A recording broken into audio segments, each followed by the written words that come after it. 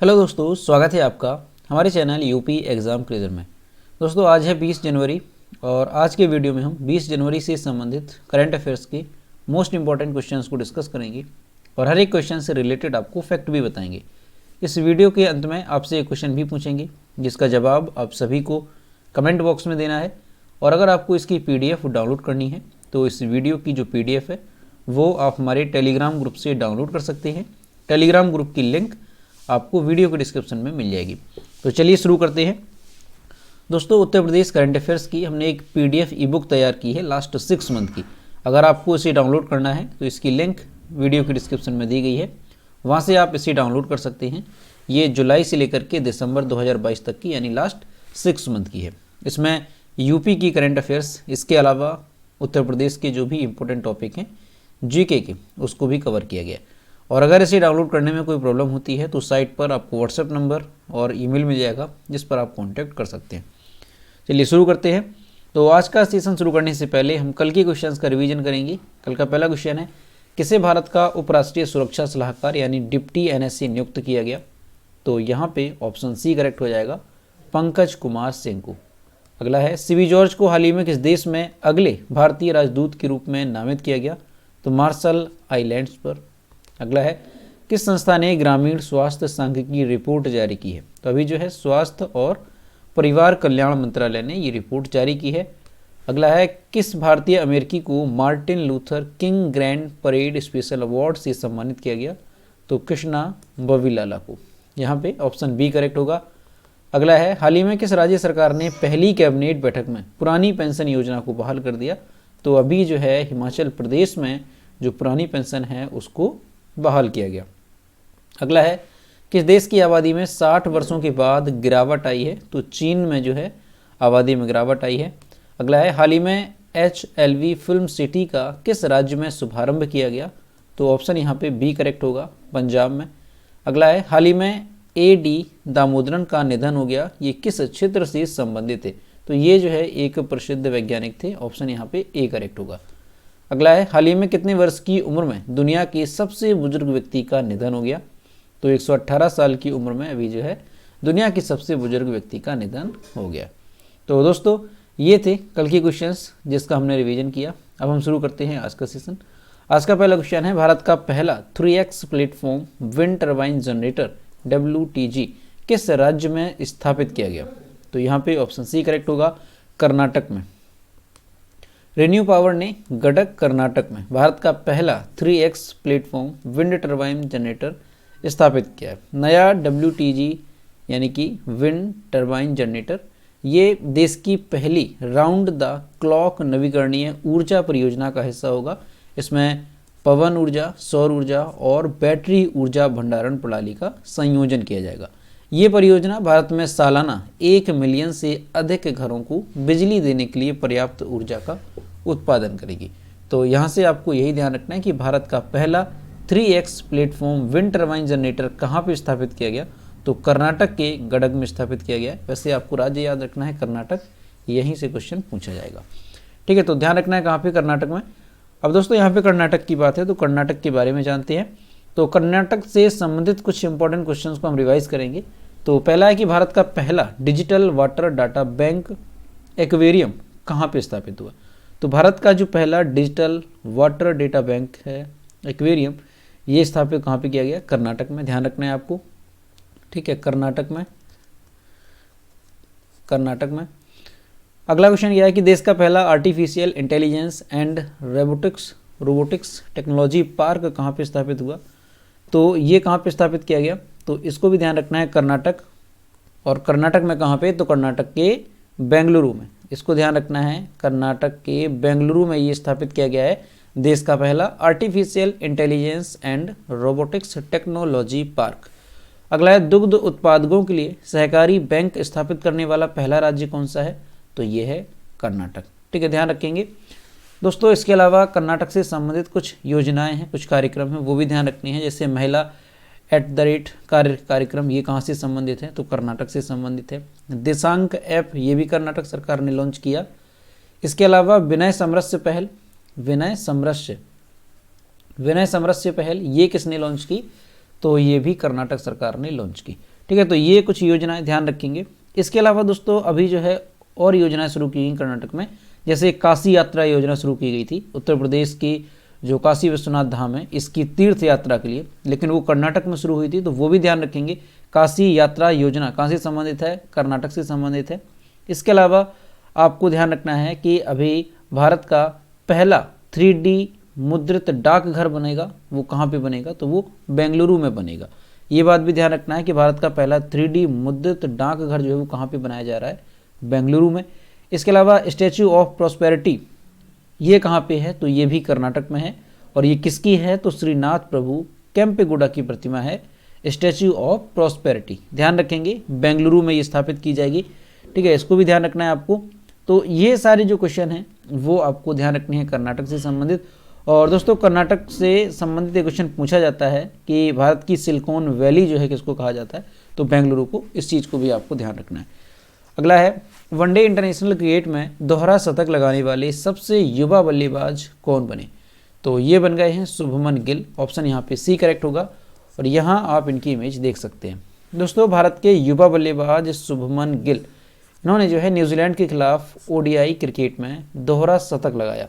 शुभमन गिल ने अपनी शानदार पारी के दौरान 19 चौके और 9 शानदार छक्के लगाए।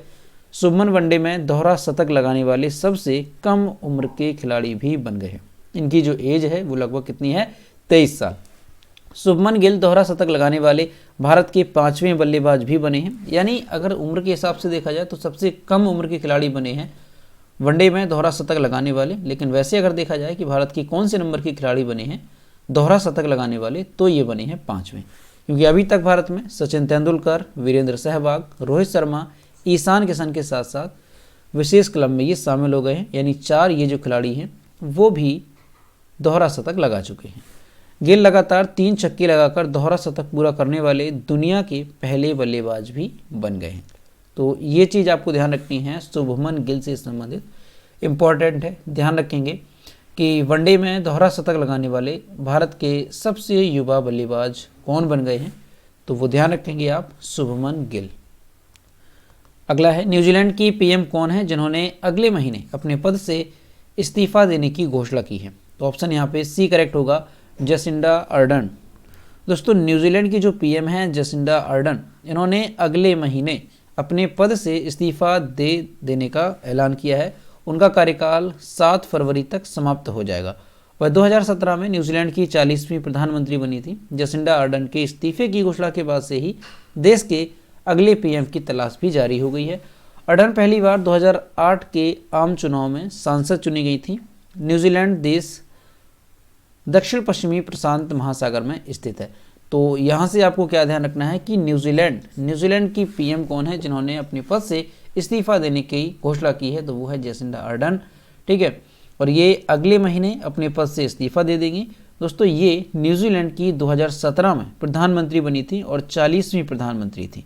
और इन्होंने अभी जो है अपने पद से इस्तीफा देने की घोषणा की है। अब यहाँ से न्यूजीलैंड से भी आपको ध्यान रखना है कि न्यूजीलैंड की कैपिटल क्या है? तो वेलिंगटन न्यूजीलैंड की कैपिटल है। न्यूजीलैंड की प्रधानमंत्री कौन थी? तो अभी जसिंडा अर्डन थी और ये अगले महीने इस्तीफा दे देंगी। तो ये प्रधानमंत्री से संबंधित ध्यान रखेंगे।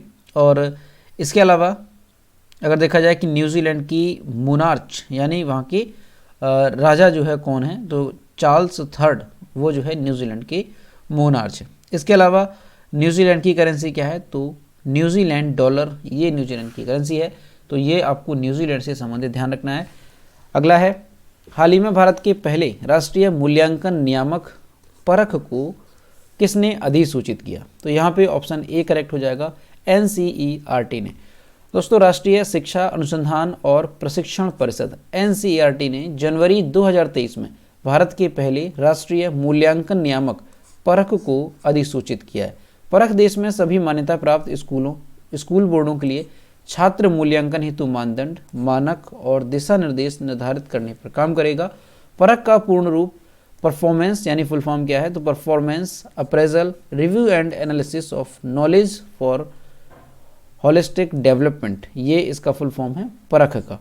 परख को राष्ट्रीय शिक्षा नीति नेशनल यानी कि न्यू एजुकेशन पॉलिसी 2020 के कार्यान्वयन के हिस्से के रूप में लॉन्च किया गया है। यानी ध्यान रखें, जो परख है इसे किसके तहत लॉन्च किया गया है, तो राष्ट्रीय शिक्षा नीति नेशनल एजुकेशन पॉलिसी 2020 के कार्यान्वयन के हिस्से के रूप में लॉन्च किया गया, जिसमें एक मानक सेटिंग निकाय का परिकल्पना की गई है। निकाय नए मूल्यांकन पैटर्न और नवीनतम शोध के बारे में स्कूल बोर्डों को सलाह देगा और उसके बीच सहयोग को बढ़ावा देगा। तो ये जो परख, जो ये अभी भारत का पहला राष्ट्रीय मूल्यांकन नियामक है परख, तो इसे जो है लॉन्च किया गया है। उद्देश्य क्या है, तो इसका उद्देश्य यही है कि जो परख है वो देश में सभी मान्यता प्राप्त स्कूल बोर्डों के लिए छात्र मूल्यांकन हेतु मानदंड, मानक और दिशा निर्देश निर्धारित करेगा। और इसके अलावा जो नवीनतम शोध है इसके बारे में भी स्कूल बोर्डों को सलाह देगा और उनके बीच जो है सहयोग को बढ़ावा देगा। तो यही इसका काम होगा, जो भारत का पहला राष्ट्रीय मूल्यांकन नियामक होगा परख। तो ध्यान रखेंगे, अगर पूछा जाए कि हाल ही में किस नाम से भारत का पहला राष्ट्रीय मूल्यांकन नियामक जो है लॉन्च किया गया, तो परख। अगला है, प्रतिवर्ष राष्ट्रीय स्टार्टअप दिवस कब मनाया जाता है, तो यहाँ पे ऑप्शन सी करेक्ट हो जाएगा, 16 जनवरी को। दोस्तों, देश में जीवंत स्टार्टअप पारिस्थितिकी तंत्र को पहचानने और बढ़ावा देने के लिए भारत में हर साल 16 जनवरी को राष्ट्रीय स्टार्टअप दिवस मनाया जाता है। यह दिन वाणिज्य और उद्योग मंत्रालय और उद्योग और आंतरिक व्यापार संवर्धन विभाग द्वारा आयोजित एक सप्ताह तक चलने वाली स्टार्टअप इंडिया इनोवेशन वीक द्वारा चिन्हित किया गया। भारत में स्टार्टअप समुदाय की सफलताओं का जश्न मनाने के तरीके के रूप में 2022 में प्रधानमंत्री नरेंद्र मोदी द्वारा राष्ट्रीय स्टार्टअप दिवस की स्थापना की गई थी। पहला राष्ट्रीय स्टार्टअप दिवस कब मनाया गया, तो 2022 में पहला राष्ट्रीय स्टार्टअप दिवस मनाया गया। तो इसको ध्यान रखेंगे आप कि देश में हर साल 16 जनवरी को राष्ट्रीय स्टार्टअप दिवस मनाया जाता है और 2022 में इसकी शुरुआत हुई थी इस दिवस की, जो इसलिए इम्पोर्टेंट है, ध्यान रखेंगे। पहली बार कब मनाया गया, तो साल 2022 में ये पहली बार मनाया गया था। ठीक है, और क्यों, उद्देश्य क्या है, तो भारत में स्टार्टअप समुदाय की सफलताओं का जश्न मनाने के तरीकों के रूप में जो है इसका उद्देश्य है, यानी कि यह हर साल 16 जनवरी को मनाया जाता है। ध्यान रखेंगे भारत में राष्ट्रीय स्टार्टअप दिवस। अगला है, तो यहाँ पे ऑप्शन ए करेक्ट हो जाएगा, दक्षिण कोरिया। भारत और दक्षिण कोरिया के बीच 5वीं विदेश नीति और सुरक्षा वार्ता 17 जनवरी 2023 को संपन्न हुई। ये वार्ता कहाँ पे आयोजित की गई, तो सियोल में, दक्षिण कोरिया के सियोल में ये आयोजित की गई है। 2 दिवसीय वार्ता के दौरान दोनों पक्ष विभिन्न क्षेत्रों में सहयोग को गहरा करने पर सहमत हुए। इन क्षेत्रों में व्यापार और निवेश, सुरक्षा और रक्षा, विज्ञान और प्रौद्योगिकी के साथ साथ सांस्कृतिक और लोगों से लोगों का आदान प्रदान शामिल है। तो यहाँ से ध्यान रखना है कि भारत और किस देश के बीच 5वीं विदेश नीति और सुरक्षा वार्ता पर जो है एक सुरक्षा वार्ता संपन्न हुई है। तो भारत और दक्षिण कोरिया के बीच ये कहाँ पे आयोजित की गई, तो सियोल में ये आयोजित की गई थी 17 जनवरी 2023 को, भारत और दक्षिण कोरिया के बीच। अगला है, हाल ही में संयुक्त राष्ट्र सुरक्षा परिषद UNSC द्वारा पाकिस्तान के किस आतंकवादी को वैश्विक आतंकवादी के रूप में सूचीबद्ध किया गया, यानी ग्लोबल टेररिस्ट के रूप में जो है सूचीबद्ध किया गया है। तो यहाँ पे ऑप्शन सी करेक्ट हो जाएगा, अब्दुल रहमान मक्की को। और यहाँ आप जो है ये इमेज देख सकते हैं। दोस्तों, पाकिस्तान स्थित आतंकवादी अब्दुल रहमान मक्की को संयुक्त राष्ट्र सुरक्षा परिषद द्वारा वैश्विक आतंकवादी के रूप में सूचीबद्ध किया गया। ये फैसला चीन द्वारा मक्की को आतंकवादी के रूप में सूचीबद्ध करने के प्रस्ताव पर से रोक हटाने के बाद आया है। यानी पिछले साल चीन ने मक्की को सूचीबद्ध करने के प्रस्ताव को रोक दिया था। ठीक है, पिछले साल ही जो है अब्दुल रहमान मक्की को वैश्विक आतंकवादी के रूप में सूचीबद्ध किया जा रहा था, लेकिन चीन के द्वारा ये रोक दिया गया था। इस प्रस्ताव को जून 2022 में भारत और अमेरिका ने संयुक्त राष्ट्र सुरक्षा परिषद की 1267 अलकायदा प्रतिबंध समिति के तहत मक्की को सूचीबद्ध करने का प्रस्ताव रखा था। तो ये जो प्रस्ताव है भारत और अमेरिका के द्वारा रखा गया और अब्दुल रहमान मक्की को अभी जो है ग्लोबल टेररिस्ट के रूप में सूचीबद्ध किया गया। तो इंपॉर्टेंट है, ध्यान रखेंगे कि हाल ही में किस आतंकवादी को ग्लोबल टेररिस्ट के रूप में सूचीबद्ध किया गया, तो ये है अब्दुल रहमान मक्की। और ये कहाँ से है, तो ये पाकिस्तान। ठीक है, ध्यान रखेंगे पाकिस्तान से संबंधित है। अगला है, हाल ही में बिहार के किस जिले में ASI द्वारा 1200 साल पुराने 2 लघु स्तूपों की खोज की गई है। ASI ध्यान रखेंगे, आर्कियोलॉजिकल सर्वे ऑफ इंडिया। तो यहाँ पे ऑप्शन बी करेक्ट हो जाएगा, नालंदा में। बिहार के नालंदा जिले में नालंदा महाविहार के परिसर के भीतर भूनिर्माण गतिविधियों के दौरान भारतीय पुरातत्व सर्वेक्षण यानी ASI archaeological survey of India ने 1200 साल पुराने लघु स्तूपों की खोज की है।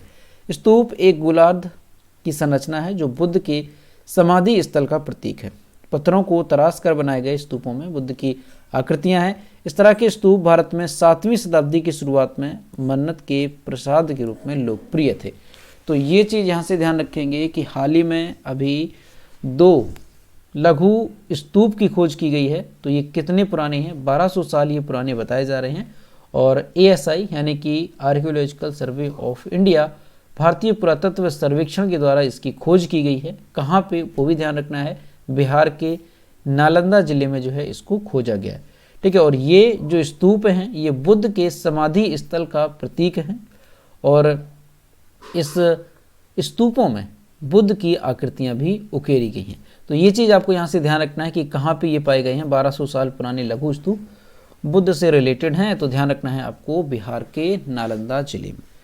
अगला है, हाल ही में जारी रिपोर्ट के अनुसार दुनिया का सबसे मूल्यवान ब्रांड कौन सा बन गया? तो ये बन गया है अमेजॉन।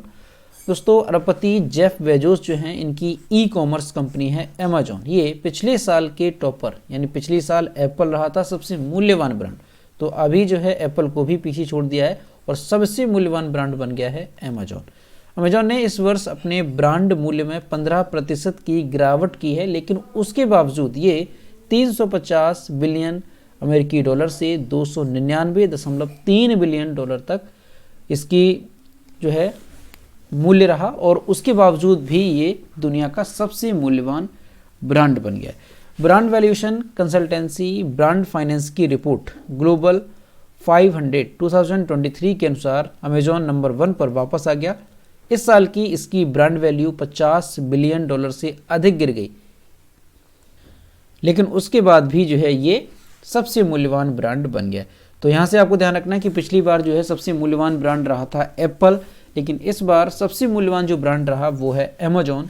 हालांकि अमेजॉन में 350 बिलियन डॉलर से 299.3 बिलियन डॉलर इसका जो है मूल्य रहा, लेकिन उसके बाद भी जो है ये सबसे टॉप पर रहा। तो इसको आपको ध्यान रखना है कि 50 बिलियन डॉलर वैल्यू इसकी गिरी है, उसके बाद भी ये टॉप पे रहा।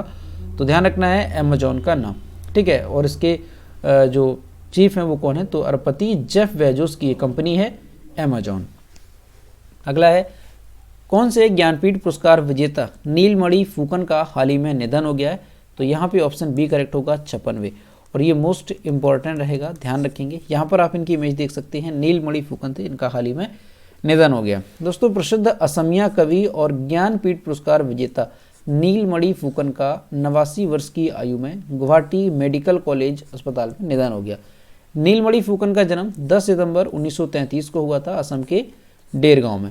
उनके काव्य संग्रह कविता के लिए उन्हें 1981 में साहित्य अकादमी पुरस्कार से सम्मानित किया गया था और ये 56वें ज्ञानपीठ पुरस्कार 2020 से सम्मानित किए गए थे। तो ये मोस्ट इंपॉर्टेंट है, ध्यान रखेंगे। 56वें ज्ञानपीठ पुरस्कार विजेता कौन थे? नीलमणि फुकन, जिनका हाल ही में निधन हुआ।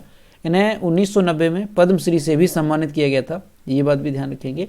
उनकी प्रमुख रचनाओं में जुरिया हेनु नामी, आई आहे ही नोडियादी कविता और गुलाबी जमुर लगना शामिल हैं। तो ध्यान रखेंगे 56वें ज्ञानपीठ पुरस्कार विजेता थे नीलमणि फुकन, इनका हाल ही में निधन हो गया है और 2020 में जो है इन्हें ज्ञानपीठ पुरस्कार से सम्मानित किया गया था। 1990 में पद्मश्री से सम्मानित किया गया था, इसे भी ध्यान रखेंगे। और 1981 में इनको साहित्य अकादमी पुरस्कार भी दिया गया था, ठीक है। किस राज्य से संबंधित थे? तो वो भी ध्यान रखेंगे, असम के डेर गांव में इनका जन्म हुआ था। तो दोस्तों, ये थे 20 जनवरी से संबंधित करंट अफेयर्स की मोस्ट इंपॉर्टेंट क्वेश्चन जो कि हमने डिस्कस किए। हम देखते हैं कल की वीडियो का क्वेश्चन जो हमने आपसे पूछा था। ये है कल का क्वेश्चन जो हमने आपसे पूछा था कि हाल ही में अंधता नियंत्रण पॉलिसी लागू करने वाला देश का पहला राज्य कौन बना? तो ये बना है राजस्थान। और लगभग सभी स्टूडेंट्स ने इसके सही जवाब किए। और मैं आपसे हर रोज़ कहता हूँ कि जो भी क्वेश्चन आपसे पूछा जाए तो सभी लोग क्वेश्चन का आंसर जरूर किया करो। ये है आज का क्वेश्चन, किस देश के मिशेल सेंटियालिया ने मिरर टाइपिंग किताबें बना करके गिनीज वर्ल्ड रिकॉर्ड बनाए? तो ये किस देश से संबंधित हैं? ऑप्शन यहाँ पे दिए गए हैं, जो भी ऑप्शन करेक्ट है वो आपको कमेंट बॉक्स में देना है। और सभी लोग क्वेश्चन का आंसर करेंगे। दोस्तों आज का वीडियो कैसा लगा? अगर वीडियो पसंद आया है तो इसे लाइक करें, अपने दोस्तों के साथ शेयर करें, और अगर अभी तक हमारे चैनल पर नए हैं तो चैनल को सब्सक्राइब करना ना भूलें। साथ ही बेल आइकन को भी प्रेस करें ताकि टाइम टू टाइम नोटिफिकेशन आप तक पहुंचता रहे। तो मिलते हैं नेक्स्ट वीडियो में। Thank you.